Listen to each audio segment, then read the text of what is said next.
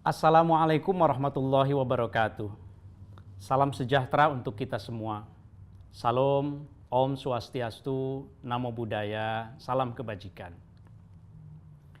Sahabat religi, sebagai bangsa yang masyarakatnya amat majemuk, kita sering menyaksikan adanya gesekan sosial akibat perbedaan cara pandang masalah keagamaan.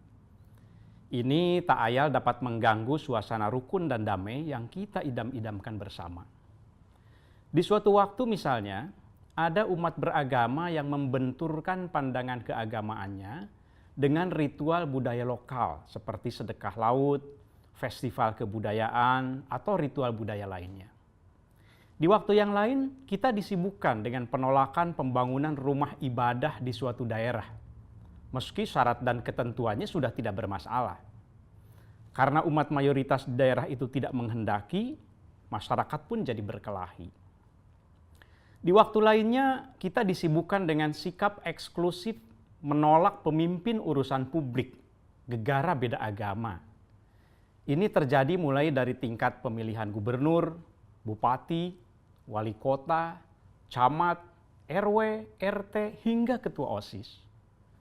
Kalau pemilihan presiden sih belum ada presidennya.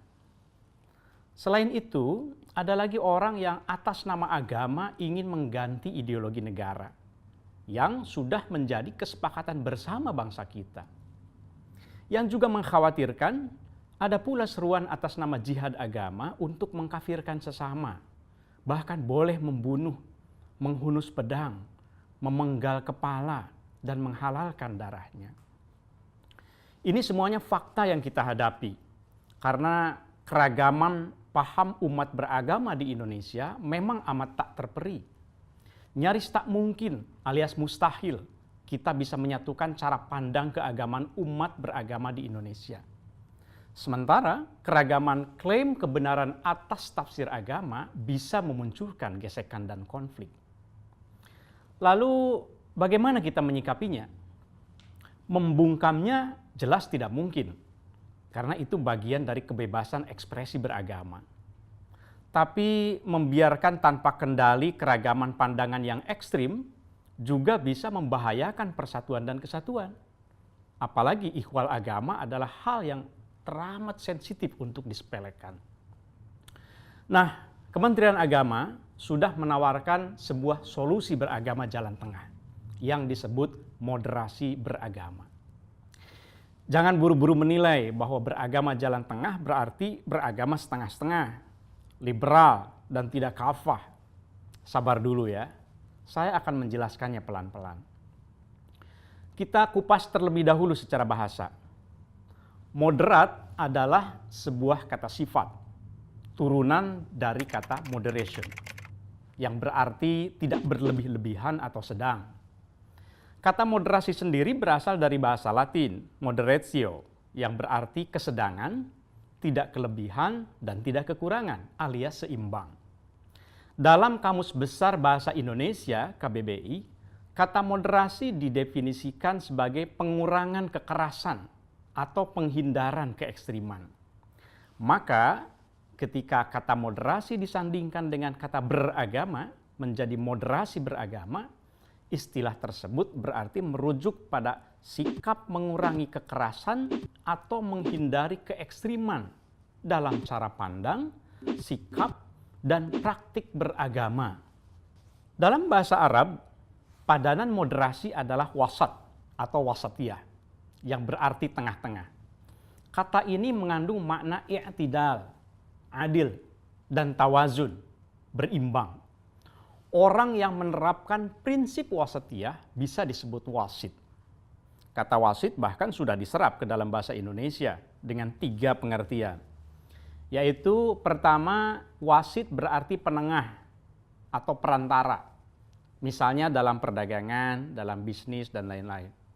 Makna kedua adalah wasit berarti pelerai, pemisah, pendamai antara pihak-pihak yang berselisih. Dan makna yang ketiga adalah wasit berarti pemimpin di pertandingan. Seperti wasit sepak bola, wasit badminton, atau wasit dalam olahraga lainnya. Wasit tentu harus adil kan? Adapun lawan kata moderasi adalah tatoruf, yang dalam bahasa Inggris mengandung makna ekstrim, radikal, dan eksesif. Bisa juga dalam pengertian berlebihan. Dalam bahasa Arab, setidaknya ada dua kata yang maknanya sama dengan ekstrim, yaitu al-ghulu dan tasyaddud. Dalam konteks beragama, pengertian berlebihan ini dapat diterapkan untuk menyebut orang yang bersikap ekstrim, yaitu melampaui batas dan ketentuan syariat agama.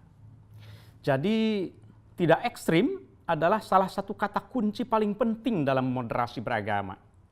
Karena ekstremitas dalam berbagai bentuknya diyakini bertentangan dengan esensi ajaran agama dan cenderung merusak tatanan kehidupan bersama, baik dalam kehidupan beragama maupun bernegara.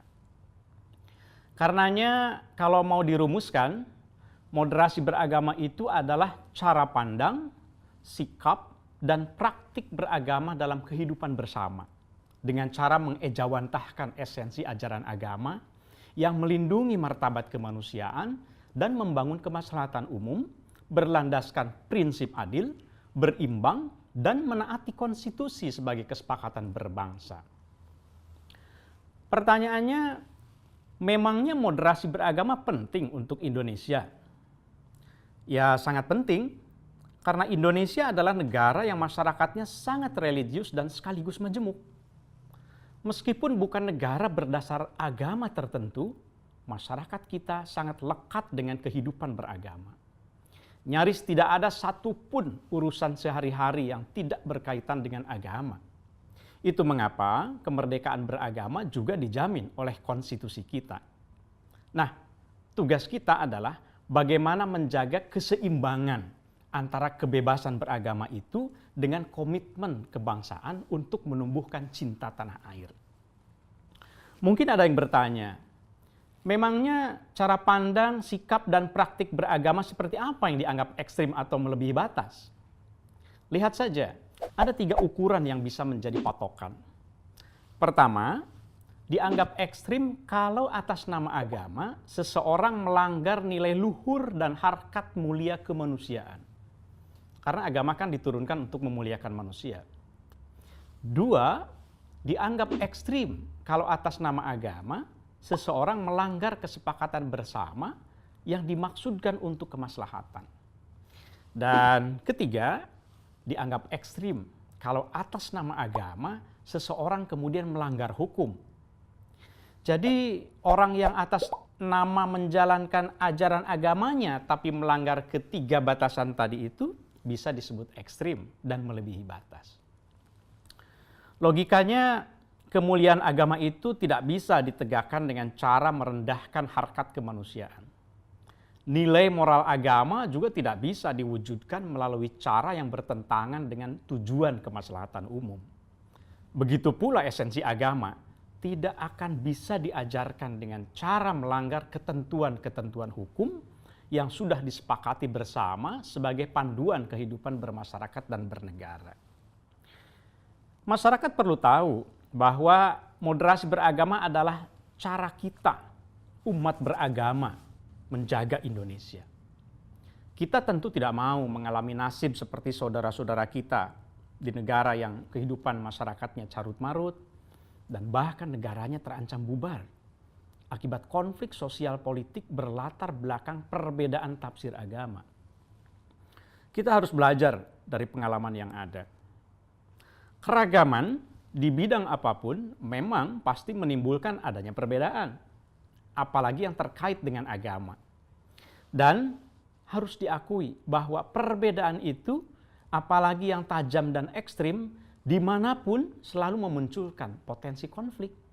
Kalau tidak dikelola dengan baik, potensi konflik seperti ini bisa melahirkan sikap ekstrim dalam membela tafsir klaim kebenaran versi masing-masing kelompok yang berbeda. Padahal dalam hal tafsir agama, yang maha mengetahui kebenaran sejati kan hanya Tuhan belaka. Seringkali perbedaan yang diperebutkan itu sesungguhnya sebatas kebenaran tafsir agama yang dihasilkan oleh manusia. Bukan kebenaran esensial yang merupakan pokok agama itu sendiri yang dikehendaki oleh Tuhan yang Maha Kuasa. Konflik yang berlatar belakang perbedaan klaim kebenaran tafsir agama, tentu daya rusaknya akan lebih dahsyat lagi. Karena agama itu amat berkaitan dengan relung emosi terdalam dan terjauh di dalam jiwa setiap manusia. Itulah mengapa moderasi beragama penting hadir di Indonesia.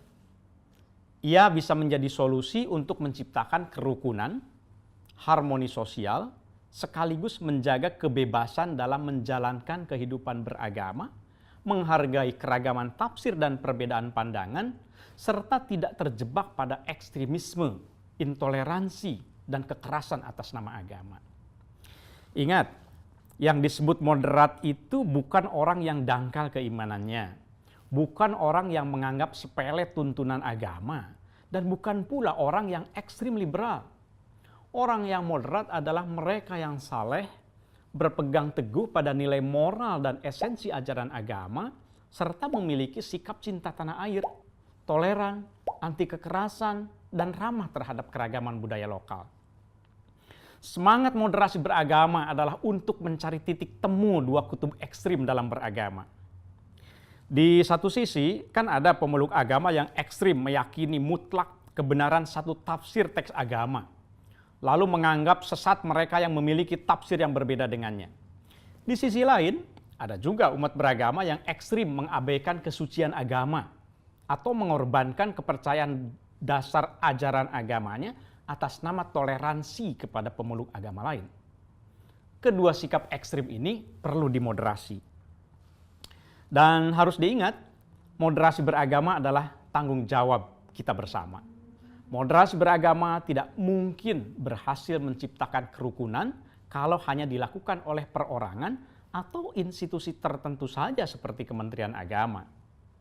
Kita perlu bekerja sama dan saling bergandengan tangan, mulai dari masyarakat luas, pegiat pendidikan, ormas keagamaan, media, para politisi, dunia birokrasi, dan aparatur sipil negara.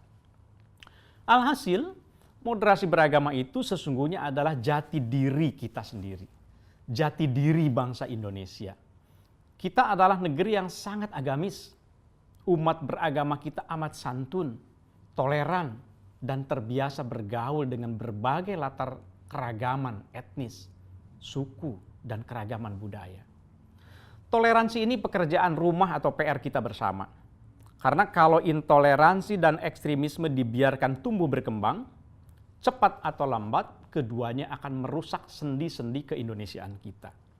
Itulah mengapa moderasi beragama menjadi sangat penting dijadikan sebagai cara pandang, sikap, dan perilaku dalam beragama dan bernegara.